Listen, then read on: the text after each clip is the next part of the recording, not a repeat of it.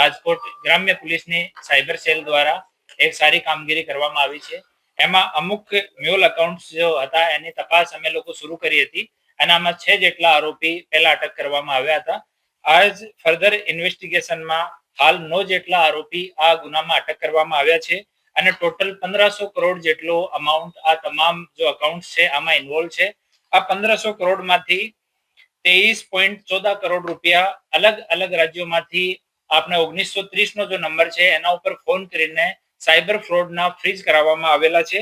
બાકીનો અમાઉન્ટ જે છે એની તપાસ અમે લોકો ચાલુ છે. અમુક આમાં જીએસટી ની હેરફેરનો થઈ રહ્યો છે એવો પર સામે આવ્યો છે, એની પર તપાસ અમે લોકો કરી રહ્યા છીએ.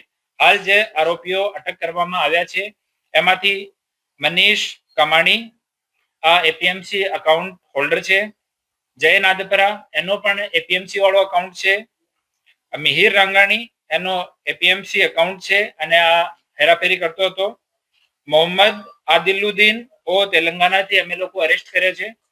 ઓ અહીંયાથી પૈસા આ અકાઉન્ટ્સમાં મોકલવાનો અને આંગડિયાથી પૈસા રિસીવ કરીને અને આને આગળ મોકલવાનું કામ કરે છે. ઋષિત રેયાણી ઓ પીઆર આંગડિયા ગોંડલનો સંચાલક હતો. પછી આની કામકાજને જોઈને પીઆર વાળા એને પોતાના બિઝનેસથી અલગ કરી દીધો. પ્રવીણ પરમાર પૈસા વિડ્રો કરીને આંગડિયા કરાવવાનું કામ કરતો હતો. મયુરસિંહ વાઘેલા અને મહેન્દ્રસિંહ જાડેજા એ બંને આંગડિયામાં કામ કરતા હતા અને હિરેન લિંબાસિયા મીડિયેટર તરીકે આ લોકોમાં કામ કરતો હતો. આમ 9 લોકોની અટક કરવામાં આવી છે અને હાલ એક લાલો ઉર્ફે યાજ્ઞિક ઝાલાવાડિયા એની અટક કરવાની હાલ બાકી છે.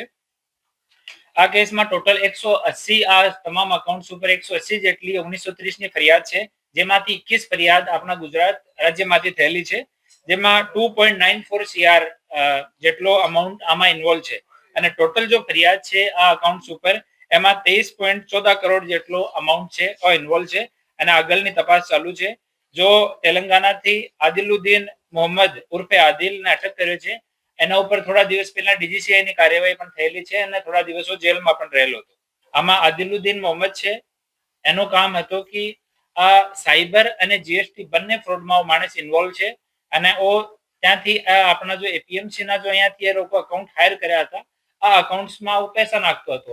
પછી અહીંયાથી બીજા લોકો જો મીડિયેટર છે પૈસાને વિડ્રો કરીને આંગડિયા મારફતે પરત આદિલને મોકલતા હતા પોતાનું કમિશન કાપીને.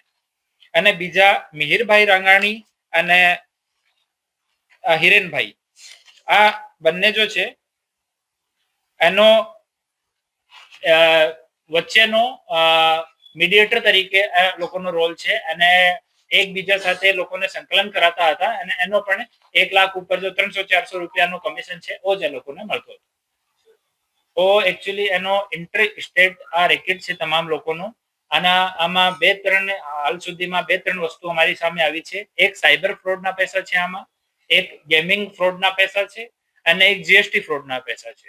તો એ લોકો અકાઉન્ટ યુઝ એવી જગ્યા કરતા હતા જ્યાં ટેક્સેશન ઓથોરિટીઝની નજર ઓછામાં ઓછી પડે.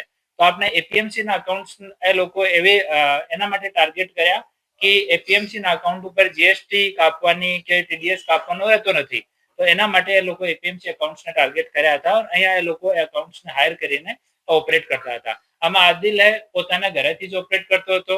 એ જેટલા અકાઉન્ટ હોલ્ડર છે પોતાની જગ્યાથી ત્યાંથી જ ઓપરેટ કરતા હતા અને મીડિયેટર પણ સિવાય જ્યારે પૈસા વિડ્રો કરાવવાના હોય અને પૈસા મોકલવાના હોય આ સિવાય આ લોકોનો કોઈ ટ્રેડિશનલ ટાઈપનો ઓફિસ એવું કઈ નથી આપે છે.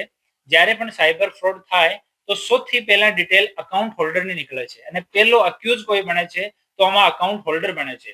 તો તમામ નાગરિકોથી નિવેદન છે કે પોતાનો અકાઉન્ટ ભાડા ઉપર આપવાનું નહીં. ગુનાહિત પ્રવૃત્તિમાં એ લોકો આપને એફઆઈઆરમાં આપનું નામ આવશે, અપરાધી તરીકે આપનું નામ આવશે અને આપના વિરુદ્ધમાં કાયદાકીય કાર્યવાહી થશે. તો કોઈ પણ સંજોગોમાં જે માણસ જે પણ કહેતો હોય કે અમારે એન્ટ્રી કરાવવાની છે, જીએસટી કરાવવાની છે કે અકાઉન્ટમાં અમુક પૈસા નાખીને પછી ઉપાડી લેવાના છે, કોઈ પણ સંજોગોમાં પોતાનો અકાઉન્ટ બીજા માણસને યુઝ કરવા દેવાનું નહીં.